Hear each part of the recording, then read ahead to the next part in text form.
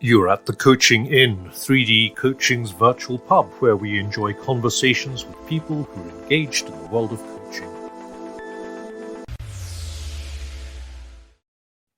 Welcome to today's edition of the Coaching Inn, where we have Nathan Whitbread on a return visit because he sent me an email and said, tell me more about triage in coaching. So I'm Claire Pedrick, and this is Nathan Whitbread. Nathan, give us a little headline on who you are, and then tell me more about your question.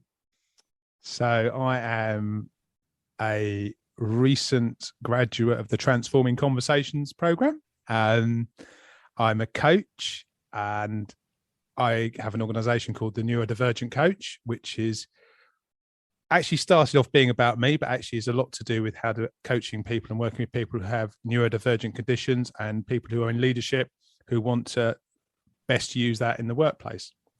My question is about triage coaching. So you had this thing that you shared, Claire, about triage coaching, and it really captured me. This idea that we could do a session to work out what we needed to do. And it felt for me that there was a lot you could do with that. It felt to me, it's almost like the contract for the person that's probably even bigger than maybe the piece of work that they had come in my situation to come to do work with me. And my question around it was how to do that really well. That is such a good question. So if I talk about where that came from, and then you'll probably want to come back to me with that question because I'll have forgotten it by then. That's all right. So years and years and years ago, I used to get sent people because I was a confidential person who knew the organization, hadn't met the individuals before, probably wasn't going to see them again. And somebody in that organization used to say, go and talk to Claire. We'll pay for you to talk to her for an hour. And hopefully by the end of that hour, you'll have worked out what it is that is the intervention that you actually need for the thing that's caused other people to send you for the conversation. Because the issue is there are so many dyadic one-to-one things, aren't there? There's coaching, there's mentoring, there's therapy, there's psychiatry, there's counseling, there's everything. And one of the issues is that many of those cost money, and many of them have a waiting list. So if somebody says to a colleague, I think you need counseling, well, first of all, that's I think you need, which is a piece of learning, because I hadn't realized it was quite that directive until I just said that to you. So there's something about doing to somebody else, and then they have to sit on the waiting list for the counsellor to have 6 sessions. And then in session 1, they realize that the thing they thought was the thing isn't the thing, and actually it's not counselling at all. So the idea of triage was a safe place that these people could come where they didn't need to disclose what was the thing. And they could, to anyone in their organization, they might disclose what was the thing to me. And then the coaching would be a coaching style conversation that said, by the end of this hour, our intention is that we've worked out what the thing is together. And you found a really good place to take the thing, and you know how you're going to access it.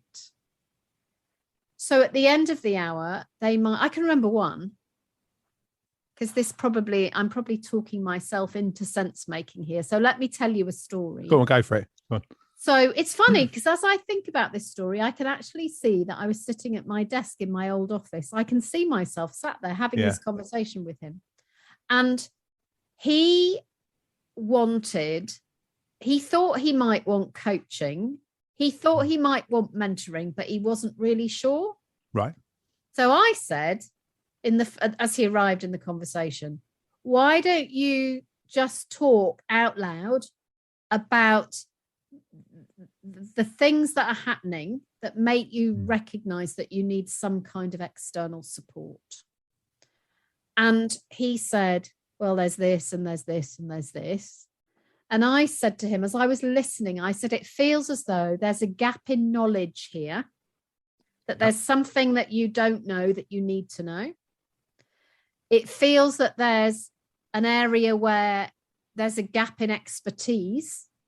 And it sounds as though you're talking about getting some expertise in something else. Yeah. So how about we spend the next 45 minutes or whatever was left working out where you're going to find those from. So he's going, but I don't really know what the gap in knowledge is. So I said, well, just talk about how will you know when that gap in knowledge is full? What does it look like? And by the end of the conversation, what had become absolutely clear was that he needed to find somebody in North London who knew about something very specific that I don't remember. Interesting. And that was the knowledge gap. Yeah. And he knew that he didn't know the name of a person, but they needed to be in, I can't remember why, but they needed to be in North London in order for him to get the right information. And he then knew what he was looking for. Right. And then in terms of the expertise gap, he knew that he needed to go somewhere else and find somebody who had done that before. Right. So at the end of the hour, it had cost his employer had paid me for 1 hour. Yeah. But he went away without needing to spend any more money because he didn't need to pay for the things that he then recognized that he needed. And I suspect that could have been a 6-session conversation. Totally. And we would have been sat in our ignorance together and he'd have gone, oh, Claire, I'm still not clear. I must come back for another session. But actually the gap was working out which bit of information and which bit of expertise were going to help him find his right network. Yeah. And so it wasn't coaching he needed. And there's another one where the employer had seen a significant change in behavior in somebody and was really worried about them and very compassionate. And wondered whether it was a conversation that needed some very, some highly specialized therapy. Yeah. But the employer didn't feel that having the conversation with the person was appropriate to ask them what the thing was that was causing the change in behavior, because all they sensed was there was something going on in themselves or in their family or in their world outside work that the employer compassionately wanted to offer support for. Yeah. But when that happens, once the person said it at work knows. Yes. And you can't unsay it. Yeah. Exactly. So that person was sent, and the commission was, they can come to you for an hour. Your task is to talk to them and listen to them confidentially. Nothing is fed back to the organization. Nothing is fed anywhere. To listen to them and give them a safe place to say what the thing is. Yeah. If they're able to, or to help them gently find a way of saying what the thing is, and then help them work out what is the right kind of support for them and how they're going to access that. And again, that's another kind of triage. But Nathan, the thing I really like about it is it still leaves them in control as the expert in their life. And my job is to facilitate them to name the thing. Yeah. And then work out what kind of interventions are available, and therefore what kind of options might be good. And then in those days, if it became clear that it was therapy that was required, I had the phone number and the license from the employer to ring their triage for therapy and to directly get that person back in the system without going back through the employer. So do you find you're still doing that sort of work now, or has that sort of gone away? That's gone away, but only because I don't work with their people anymore. That's done by a colleague. So it's gone away because it's not my focus now. But Right. I think it's even better than saying have 6 coaching sessions, because as you just said, if you discover in the first coaching session that somebody is really traumatized, and that there's a whole load of unresolved stuff where they need to just, there's a lot of trauma in the world, isn't there, at the moment? It really reminds me of something. It wasn't directly coaching related, but it reminds me when I had a job and I got this promotion at an organisation which I won't mention, and as soon as I started there, I had one person working for me. This is my first opportunity to manage someone, so I was very excited. And within our first conversation, I'd ascertained that there was some inappropriate behaviour going on between that person and someone else. So they then had to introduce that person to someone who's very close to me, that they could help them navigate that situation, and then they could exit the organisation. And that felt very similar. What I mean, the sense that you have to get to the root of the things that need to be sorted first before you can get on with the other stuff. And it's almost like the bits you need to do so someone can feel safe before they're even ready to do the next piece. Yeah. Does that help? Sorry, No, it does. It does. And I think the big issue that comes up for me as you're talking there, Nathan, is that the most caring and compassionate organizations,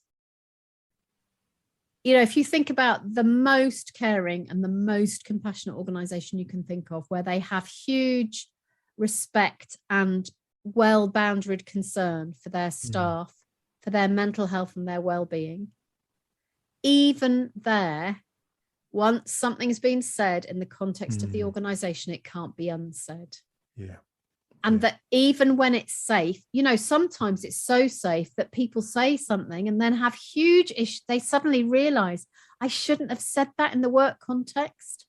Yeah, because I think there is a danger that sometimes it can be career limiting, and not because of competency, but because people perceive they need to treat you differently. Yeah, and I've just thought of another story.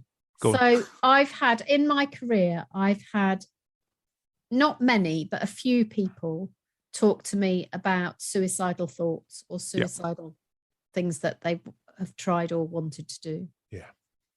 And I can remember that happened in an organization, and the person told me in a triage session, and I said, there wasn't any current risk.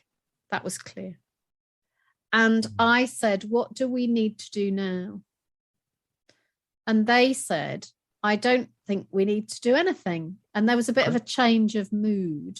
Mm-hmm. And I said, how does it feel now you've said that in a completely confidential space in the context of your organization? And they said, I've said it at work because I've said it to you. And now I can move on. Wow. So because the organization was paying for the conversation, this was years ago, but because the organization was paying for the conversation, their perception of the conversation they were having with me was that they were having it at work. Yeah. And it was absolutely boundaried. Yeah. Yeah. Do you know what I was thinking about there? Do you know we did that piece of work with the Gestalt hand, or whatever you want to call it? Is it the Gestalt hand? I don't know. The cataleptic hand. Oh, the cataleptic hand. What a handy name. But I was just thinking about that. That's effectively kind of what you're being in that situation. Yeah. For that moment. Yeah. And then you're gone. Yes, and you're enabling somebody to speak out something in the workplace. Yeah. That they've said it in the workplace, but the workplace hasn't been overhearing. And I think for some people that level of kind of candor is really important. And the purpose, it's a bit different from single session coaching, which I guess we'll do another podcast on, because that's an interesting thing too. Yeah, and I think I got a bit confused about the two, to be honest. That's why it's been good to have this conversation. Yeah. So single session coaching is when somebody only needs one session and it's going to move them forward, and then they can do the rest themselves. Yeah. And actually, I'm very open about the fact that I think all coaching should start with a single session, because we never know if we're going to need more or not. Yeah. But triage is slightly different, because the coach will be doing quite a lot of the right sizing. Yeah. So I might start. So this conversation, we've got an hour. Yeah. To give you an opportunity to talk about what's going on. And I'm hoping that by the end of the hour, you'll have felt heard. Yeah. And together, we'll have had a look at where's the best place to take this. Does this start? So in thinking about, so obviously I'm very indoctrinated with Stokers. I do love it, and I do find it really helpful. But because in a triage conversation, I guess there's a sense of why you're both there already before it started, which is possibly slightly different to a conventional coaching conversation. Would that be fair to say? Yes, and you're there for a very particular purpose that is Yes. co-created before you start. And that may not be named before you get in the room, but it's something that's causing a problem. Yeah, and there's something then about how do you backfill that and make sure that the organisation is clear. So the organisation that sent the most people used to say something like, "It feels like there's something going on here." Right. And I'm happy to pay for you to have an hour with Claire so that you can work out together what it is, and she'll help you work out where is the best place to take that, whether that's coaching or mentoring or therapy or whatever. Yeah. So that by the end of the conversation, you'll have begun on the road to getting support. Yeah. And you won't have had to tell me, your line manager, what it is. Yeah. But there's a key component here, though, as well. You've not been sent, you've been given the option that if you think it would be helpful to have a conversation with this magical lady, Claire, who will kind of help you work that out. So you're not sent. So you don't get into all that stuff with commissioned work where it's not, where you've not got agency in it effectively. And I can remember one conversation I had with somebody where it wasn't even safe enough for them to say it to me. Right. And I said, "You don't have to be here." And they stayed. And then I said, "If I absolutely promise you that you don't have to tell me what's going on, will you talk to me?" And then I said something like, "It feels as though you're being quite affected by this." And I said what I saw. But I'm not going to ask you to tell me what it is. But I'm just wondering whether you've sought any professional support. And then basically I asked a whole load of questions and I was really good learning and just took the measure of what was going on from her face. And I did more talking than I normally would. So I think there was a moment when I said, when people are looking for external support, number one, you've acknowledged the thing here with me. And I'm wondering whether that's happened before. No. So it might be that now you've acknowledged it at all, that's enough. Or it might be that you need to seek a friend. And then I did a kind of scoping out spectrum with the kind of medical, psychiatric kind of intervention at the far end, and said, as you hear me say that, I'm guessing you're thinking about where in that spectrum this might be usefully dealt with. What do I need to ask you now so that you can get a bit clearer about where you're going to get that from? So it was a lot of, it was really amazing learning, because I was having to kind of track where I could see they were and keep checking in, even though they weren't telling me anything. And it was a massive learning, because at the end of it, I recognized that and I saw them sometime later. And I looked at a different body from the body I had seen in that room. And it was only because I saw their name on a list that I was given that I thought, oh, golly, that's that person. But I would never have known from their face and everything. And I just popped over, and at lunchtime I said, I think we've met before. I don't want to ask about it, but I just want to say, you look so different. And that looks like a good thing. But you see, I wasn't carrying any baggage in that when I reconnected with them, but I did feel I had to say something because of course, one of the things that we know in coaching is that people think they've told us more than they have. Oh, absolutely. Yeah. So I just wanted them to remember that I wasn't, number one, I wasn't going to say anything. Number two, I didn't actually hear their story. And number three, I just wanted to say, my goodness, it looks as though you did something and that there's something you did was a really good thing. Isn't that amazing? Yeah. So I'm a great fan of triage. I have to say, it just saves an awful lot of time and hoo-ha, I think. Do you know what I like about it? I think as I've learned more about it is that ability to support without getting stuck in the stuff. Yeah, because you don't need to, and especially if someone like the person you've described isn't even in a position where they can share the stuff, and you rightly as a coach should not ask, because if they've said they don't want to, that's kind of part of your contract, really, isn't it? Say, well, I'm not going to go there unless that changes. But that ability to operate at a level where you're helping them sort their stuff out without them even needing to tell you what the stuff is. And the thing was very present. It wasn't like we were pretending there wasn't a thing. Yeah. The thing was right there, and it was the kind of focus of the conversation. But I don't know what that was, and I don't need to know. No. But they were able to have quite a challenging conversation with me. Yeah. I was able to have quite a challenging conversation with them to really help them look in the eye where they were going to go with whatever it was. And I just think I have a real issue in organizations, as you know, because I've said it to you before, about once something's been said, it can't be unsaid. Yes. And the most lovely and wonderful and caring and compassionate you are, the more likely a colleague is to tell you something. At which point they will go, I wish I hadn't told you that. Yes. Yeah.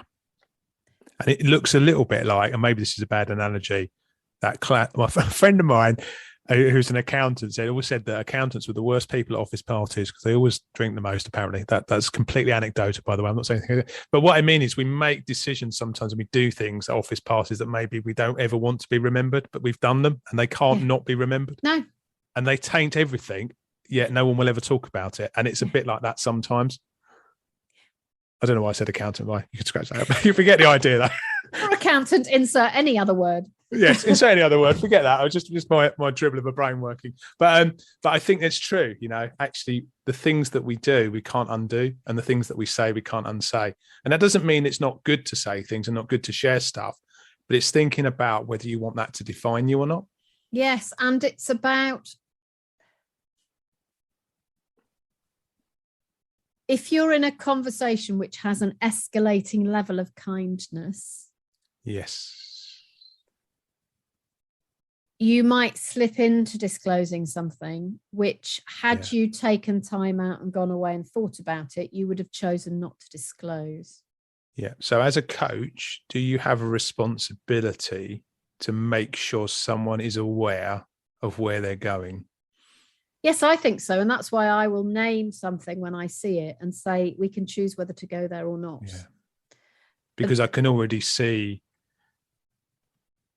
that happening. And I've seen that, where someone is clearly, you've moved from coach to best friend and know that you've done nothing different as a coach because you're the first person to have a genuine conversation. And because the way it makes you feel when someone is completely focused on you, because you're the most important person in the room as the thinker, that can do things to endorphins and stuff that makes you feel very, very special and cradled. And actually that can mean that all that stuff that you would normally put up to protect bits of your life or things you're going to talk about can go down, I think, sometimes. And and that gets us nicely into ethics, doesn't it, Nathan? Because I can remember being told by a number of men you understand me better than my wife. And I want to go, I don't actually. Okay. Yeah. You've just experienced a deep quality of listening. Yeah. But I haven't taken it into myself, and I'm not giving you back me. So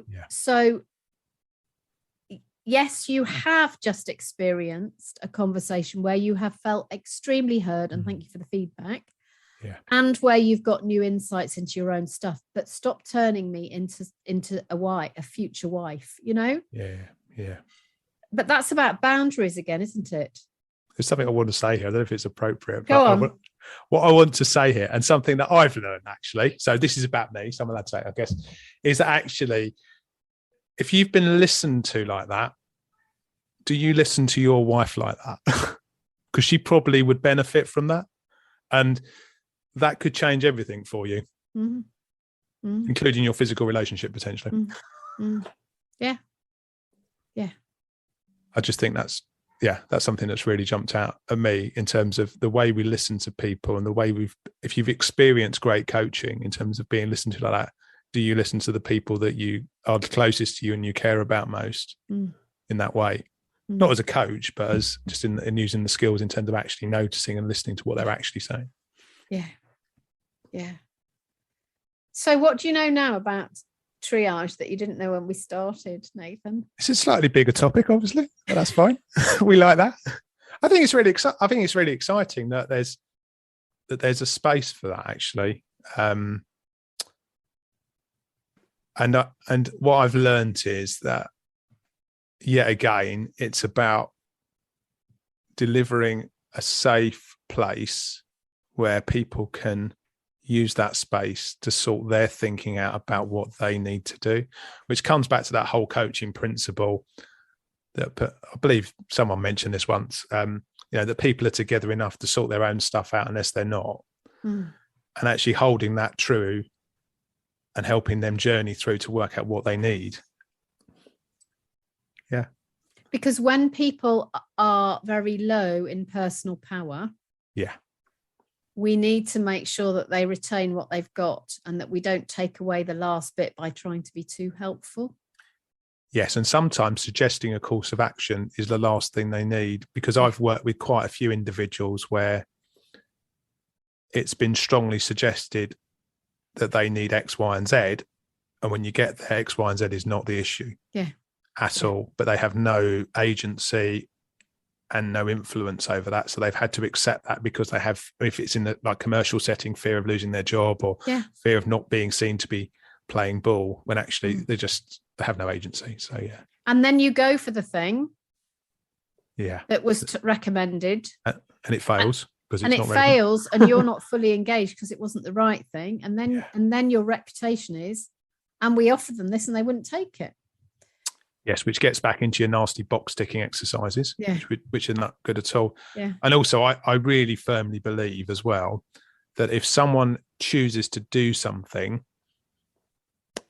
even if that thing doesn't solve the problem, the fact they've chosen to do it means they're engaged with it, i.e. they've made the choice to be there.